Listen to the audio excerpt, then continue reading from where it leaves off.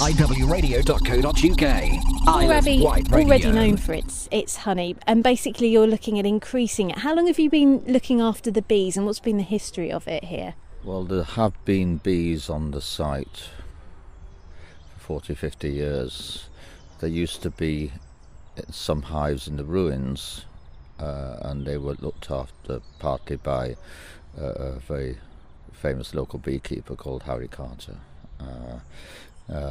and he's still involved in beekeeping. But then a few years ago they were moved up here, and we looked after them with help from one or two other beekeepers. Then about a year ago we heard that the Isle of Wight Beekeeping Association wanted to build up a training apiary, and the community thought it was a good idea to go into partnership with them, and so it helped look after our bees and also train beekeepers, and beekeeping is a good monastic thing to do. So you've become very community focused, especially you've got the new tea room, and there's lots more sort of reasons to visit Quarr Abbey. How have you seen the Abbey change since you've been here? You've been here 30 years. Nearly. I suppose what's happened as far as the public area is concerned, you're right, we've got a lot more going on out here. And we've also gone into partnership with handicap groups for gardening, the Johns Club and the others. And I think that's changed, but the inner life of the Abbey hasn't changed that much. We're still having a lot of silence and solitude, and our life is dedicated to worship and prayer. How does it feel then to be looking out of the windows on a Saturday and see so many people in the grounds just sort of going about these activities? Well, I think it's good that the Abbey is getting involved in partnership with various groups like the Beekeepers Association and handicap groups. We see the tea shop and these activities as a form of apostolate, a form of hospitality, rather than just a way of making money. But in one sense, you say looking out of the window, the monks don't look out of the window because the window's on this side of the Abbey and not the monastic part.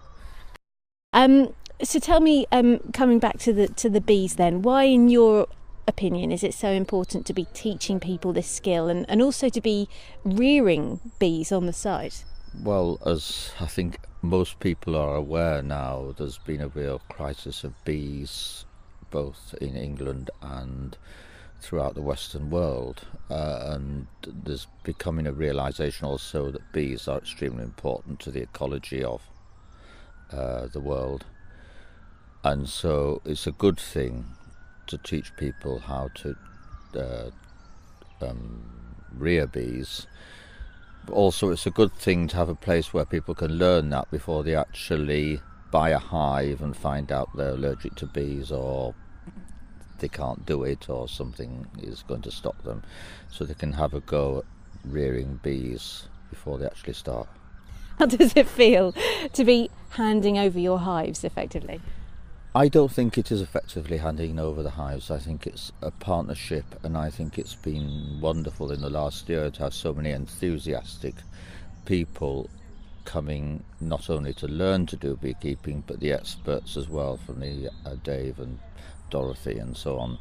And I've learnt an awful lot from them, and we hope that we've given them facilities to expand the beekeeping on the island. So I think it is a mutual benefit both to the community and to the beekeepers. You couldn't ask for a much nicer surrounding to work, really, could you? What inspired the move here?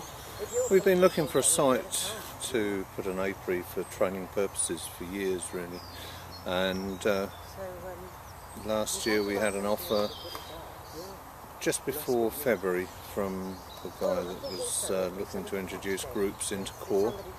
And we came and inspected the site on the 14th of February, and the deal was to get the Isle of Wight beekeepers to help with the health and the management of the hives that were here. Already they had 10 working hives or working colonies, and we came along, liked what we saw, discussed what we could do here with training apiary, hoping not to take up too much of the monks' room and respecting the fact that it was their home.